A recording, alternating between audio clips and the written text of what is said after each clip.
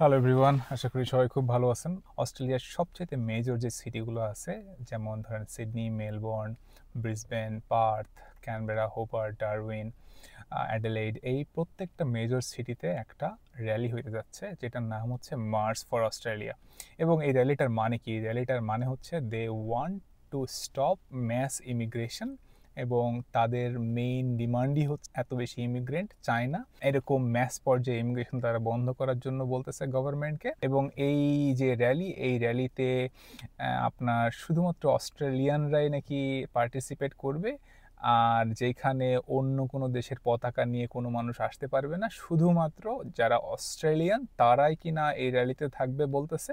এখন আসি যে আসলে এর মানে কি? এটা কি কাইন্ড অফ রেসিজম, বা এরা কি মানে অস্ট্রেলিয়া কি রেসিস্ট কান্ট্রি? সো এই প্রশ্নটা আসলে আমার কাছে মনে হয় যে আমরা যারা এই যে আমার ভিডিও যারা দেখতেছেন, তারা আমরা ক্লিয়ারলি জানি বা বুঝি যে আমরা বাংলাদেশিরা সবচেয়ে বড় রেসিস্ট। কিভাবে রেসিস্ট? ধরেন আপনি একটা ছোট পদে চাকরি করেন, আপনি কোনো কোম্পানিতে, আপনাকে কিন্তু সাইড করে রাখবে, হ্যাঁ। বা ধরেন আমার কথা দিয়ে যদি বলি, আমি দেখতে কালো, আমাকে মানুষ কাল্লা বলে ডাকবে, হ্যাঁ। বা আমি ধরেন নামাজ পড়তে যাই না, আমাকে মানুষ কাফের বলে ডাকবে, হ্যাঁ। আমি ভালো স্টুডেন্ট না, আমাকে টিচার ক্লাসের ঠিক পেছনে বসাবে। এরকম অনেক কিছু আছে যেগুলো আমরা প্রতিনিয়ত আমাদের দেশের ফেস করি, বা আমরা কখনো বলি না যে আসলে আমরা রেসিস্ট, কিন্তু আমরা আসলে রেসিস্ট। আর একটা বড় উদাহরণ দিয়ে দিই, সেটা হচ্ছে ধরেন আপনি যখন বাসা থেকে বের হন, কোনো সিএনজিতে উঠেন কিংবা বাসে উঠেন কিংবা রিক্সায় উঠেন, আপনি কখনোই ওই রিক্সাওয়ালাকে কিংবা বাসের কন্ট্রাক্টরকে কিংবা ওই সিএনজি ড্রাইভারকে কখনো রেসপেক্ট দিয়ে কথা বলেন না। আপনি হয় মামা যাবেন, যাবি, এই বেটা তুই নাম, ঠিক আছে, কখনো জিজ্ঞাসা করেন না। ধরেন দুপুরবেলায় আপনি রিক্সা করে কোথাও যাচ্ছেন, আপনি হয়তো বা লাঞ্চ করতে যাচ্ছেন বা লাঞ্চ কিনতে যাচ্ছেন, আপনি কখনো কিন্তু রিক্সাওয়ালাকে জিজ্ঞাসা করেন না যে মামা আপনি কি খাইছেন দুপুরবেলায়, বা আজকে আপনি দুপুরে কি দিয়ে খাইলেন, ঠিক আছে। আপনি ওই কানেকশনটা ফিলই করেন না, কারণ আপনি তাদেরকে একটা নিচু জাতি হিসাবে বা তাদেরকে একটু নিম্ন আয়ের মানুষের যে গ্রুপ, ওই গ্রুপে ফেলে রাখছেন, এবং আপনি কথা বলতে স্বাচ্ছন্দ্য বোধ করেন না। সো আমার কাছে মনে হয় যে আমরা আসলে বাঙালি জাতি, আমরা প্রচুর পরিমাণে রেসিস্ট একটা জাতি।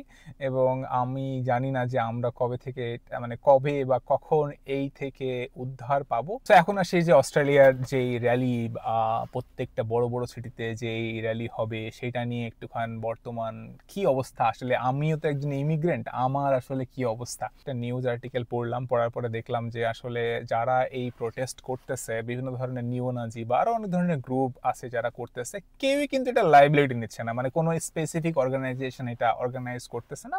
বাট দেখা আবার ধারণা করা হচ্ছে যে এইটার পেছনে বড় কারোর হাত আছে, গভর্নমেন্টকে নিচু করার জন্য, গভর্নমেন্টকে ডাউন করার জন্য, ঠিক আছে। যেই কারণগুলো তারা দেখাইছে, একটা হচ্ছে যে ধরেন housing crisis. Housing crisis, this is very true. অস্ট্রেলিয়াতে প্রচুর পরিমাণে হাউজিং ক্রাইসিস, একটা বাসা খুঁজে পাওয়া যে কি পরিমাণে ডিফিকাল্ট। এখানে অনেক মানুষ মনে করেন গভর্নমেন্ট সাপোর্টে বিভিন্ন জায়গায় থাকে, বাসা খুঁজে পাওয়া খুব মুশকিল, কারণ গত কয়েক বছরে প্রচুর পরিমাণে ইমিগ্রেন্ট এখানে আসছে। সো ইমিগ্রেন্ট আসাতে যে এই দেশের লস হয়েছে তা না, এই দেশের কিন্তু ইকোনমি অনেক বেশি গ্রো করছে, হ্যাঁ। কারণ আপনি দেখেন, যদি আজকে যত ইমিগ্রেন্ট এখানে থাকে, তারা যদি আজকে সুপার শপে যাওয়া বন্ধ করে দেয়, তারা যদি তাদের দেশি স্টোর থেকে জিনিসপত্র কেনা শুরু করে, তাহলে তাদের বিজনেস ফল করবে, হ্যাঁ। এত ইমিগ্রেন্ট তো কেউ বসে নাই, প্রত্যেকে কাজ করতেছে, ইকোনমিতে কন্ট্রিবিউট করতেছে। অ্যান্ড যারা অস্ট্রেলিয়ান, যারা নিজেদেরকে অস্ট্রেলিয়ান দাবি করে, তারা বলতেছে যে মার্কেটে, জব মার্কেটে ক্রাইসিস। বিকজ আমার কাছে মনে হয় যে যত ইমিগ্রেন্ট এখানে আসতেছে, তার ম্যাক্সিমাম লোকই অনেক বেশি ক্যাপাবল, তাদের চাইতে অনেক বেশি ক্যাপাবল, তারা অনেক হার্ড ওয়ার্কিং, অ্যান্ড তারা তাদের যোগ্যতা দিয়েই তারা তাদের কাজ এর জায়গাটা তৈরি করে নিচ্ছে, যেখানে হয়তো বা একজন অস্ট্রেলিয়ান এই রকম লেভেলের হার্ড ওয়ার্ক করতে চায় না বা পারে না, বা আমি জানি না, ঠিক আছে। বা শিক্ষাগত জায়গা থেকে যদি বলি, যে আমার যত ইমিগ্রেন্ট এখানে আসে, তারা মোস্টলি হাইলি এডুকেটেড। এখানকার মানুষজনের পড়াশোনার ব্যাপারটা একটু ডিফারেন্ট। আমি যতদূর দেখছি যে ম্যাক্সিমাম লোকজন, যেহেতু আমি রিজিওনালে থাকি, এখানে দেখছি যে ম্যাক্সিমাম লোকজন সার্টিফিকেট বা ডিপ্লোমা ইয়ার 12-এর পরে পড়াশোনা আর করে নাই, ওইটা করার পরে স্পেসিফিক কাজগুলো করতেছে। বাট টপ লেভেলের কাজ করার জন্য বাইরের ইমিগ্রেন্ট এসে অনেক টপ লেভেলের জব এখানে করে, যেমন ধরেন চায়না থেকে বা ইন্ডিয়া থেকে। পয়েন্ট আমি দেখলাম সেটা হচ্ছে যে গত এক বছরে যত ইন্ডিয়ান আসছে, মানে আপনার 1 লাখের বেশি শুধু ইন্ডিয়ান লোকই এখানে আসছে, হ্যাঁ। আপনার টোটাল 7 লক্ষ কি 8 লক্ষ ইমিগ্রেন্ট গত 1 বছরে অস্ট্রেলিয়াতে আসছে, এইরকমই কাছাকাছি কোনো একটা নাম্বারস। এর ভিতরে 1 লাখের বেশি শুধু ইন্ডিয়ানই আসছে। হ্যাঁ, তো এইখানে যারা ধরেন অস্ট্রেলিয়ান, তারা চিন্তা করে দেখছে যে না, এত পরিমাণে এশিয়ান স্পেশালি ইন্ডিয়ান লোকজন আসতেছে, এবং আপনি রাস্তাঘাটে চলাফেরা করতে গেলে, মার্কেটে গেলে, সব জায়গায় গেলে আপনি ইন্ডিয়ান দেখতেছেন। আর তাদের এক্সপেকটেশন হচ্ছে যে ইমিগ্রেন্ট আসুক হচ্ছে ইউরোপিয়ান কান্ট্রি থেকে, ধরেন গ্রিক থেকে আসুক, ইতালি থেকে আসুক, বা আলবেনিয়া থেকে আসুক, স্পেশালি একটু হোয়াইট যারা। এখন না চাওয়ার পিছনে অনেক আসলে লজিক্যাল কারণ আছে। যেমন ধরেন আমি বলবো যে এখানে ইমিগ্রেশন সিস্টেমটা গত কয়েক বছরে আমি দেখছি যে অনেক মানুষ আছে যারা ডজি ওয়েতে ফেক কাগজপাতি জমা দিয়ে বিভিন্ন কনসালটেন্সি ফার্ম বা বিভিন্ন মাইগ্রেশন এজেন্ট এদেরকে এই দেশে নিয়ে আসছে, যারা কিনা ঠিকমতো কথাও বলতে পারে না, এবং তারা যেই সমস্ত ডকুমেন্ট সাবমিট করে ভিসা রিসিভ করছে সেই সমস্ত ডকুমেন্ট আসলে টোটালি ফেক ছিল। আমি এমনও 2জন মানুষের সাথে আমি কথা বলছিলাম গত বছরে, আমার মনে আছে যে সে পুরো প্যাকেজড একটা মানে ডিল করছে একটা এজেন্টের সাথে। সে এখানে আসছে যে সে না দিছে কোনো আইএলস, না দিছে পিটিই, বাট অবশ্যই আপনি জানেন যে আপনাকে অস্ট্রেলিয়ার ভিসা অ্যাপ্লাই করার জন্য ডেফিনেটলি, সেটা যদি লং টার্ম ভিসা হয়, স্টুডেন্ট ভিসা হয়, বা ওয়ার্ক ভিসা হয়, ডেফিনেটলি আপনাকে ইংলিশ টেস্ট দেওয়া লাগবে। তো আমি কিভাবে জানলাম, বেসিক্যালি সেই লোকটার কথাবার্তা শুনে আমি জিজ্ঞাসা যখন করছি তাকে, সে আমাকে বলছে যে ভাই, আমি এরকম কাপড়ের ব্যবসা করতাম দেশে, আমি দেশের নাম বলবো না, কাপড়ের ব্যবসা করতাম, আমার সাথে একজনের কন্ট্যাক্ট হয়েছে এরকম 30-35 লাখ টাকার, সে আমাকে সমস্ত কিছু, তার মনে করেন পিটি এক্সামও তার নাম দিয়ে কিভাবে দিয়ে দিছে, কিভাবে অ্যারেঞ্জ করছে আমি জানি না, আমার খুব বেশি কিউরিওসিটি ছিল না, আমি জিজ্ঞাসা করি নাই। বাট এরকম হয়েছে, এরকম অনেক মানুষ এখানে আসছে, they don't know how to communicate properly, and তারা আসলে যারা রিয়েল ইমিগ্রেন্ট, যারা রিয়েল ট্যালেন্ট, যারা কিনা এখানে আসলে বেটার লাইফের জন্য আসছে, হ্যাঁ তারাও বেটার লাইফের জন্য আসছে, বাট আলটিমেটলি তাদের জন্য আজকে হয়তো বা অনেক কোয়ালিফাইড কিংবা অনেক স্কিল লোকজনদেরকে অনেক বেশি ডিফিকাল্ট সিচুয়েশনের ভিতর দিয়ে যাইতে হচ্ছে। সো ওইটা যদি হইতো তাহলে ব্যাপারটা আলাদা ছিল, কিন্তু এখন এই র্যালিতে যেটা দেখলাম যে তারা আসলে পুরোপুরি এই এশিয়ানদের বিপক্ষে, পুরোপুরি তারা এই ম্যাস ইমিগ্রেশন বন্ধ করতে চায়। এক্ষেত্রে আমি গভর্নমেন্ট সাইডেরও কিছু স্টেটমেন্ট দেখলাম, যারা কিনা পার্লামেন্টে থেকে বিভিন্ন ধরনের প্রেস ব্রিফ করছে, যেখানে তারা বলছে যে আসলে যারা এই প্রোটেস্ট করতেছে, অস্ট্রেলিয়া কখনো এটাকে অ্যাকসেপ্ট করবে না, এটা মাল্টিকালচারাল একটা জায়গা। এবং এটা কিন্তু আসলে ট্রু, জানেন, কারণ আপনি যদি অস্ট্রেলিয়ার ইতিহাস যদি দেখেন, যে এই দেশ কিন্তু ইমিগ্রেন্ট দিয়েই চলতেছে। হ্যাঁ, আপনি 100 বছর আগে যদি না যেতে চান, অন্তত 50 থেকে 60, 70, 80 বছর আগে যদি যান, আপনি দেখবেন যে এখানে আসলে কত লোক বসবাস করত এবং এখন কত লোক বসবাস করে, এবং এই টোটাল পপুলেশনের কত লোক আসলেই অস্ট্রেলিয়ান আর কত লোক ইমিগ্রেন্ট।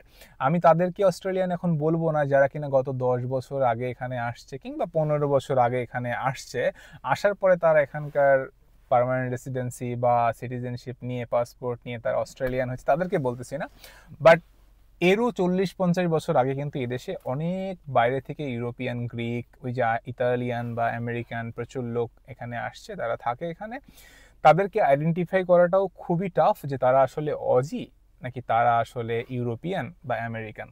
আর আমাদেরকে আইডেন্টিফাই করা খুব টাফ। এই যে আমরা চেহারা দেখছেন, চেহারার ধরন, ঠিক আছে, এই চেহারার ধরন দেখেই কিন্তু আমাদেরকে খুব ইজিলি আইডেন্টিফাই করে ফেলে। টোটাল যে পপুলেশনস আছে আমার কাছে, আমি গত বছরে একবার ডেটা দেখছিলাম, আজকে ডেটা দেখাও হয় নাই, গত বছরে দেখছিলাম যে আপনার সবচেয়ে বেশি ইমিগ্রেন্ট থাকে এখানে ইউরোপিয়ান, তারপরে চাইনিজ, তারপরে ইন্ডিয়ান, ফিলিপাইন, ইন্দোনেশিয়ান, নেপালিজ।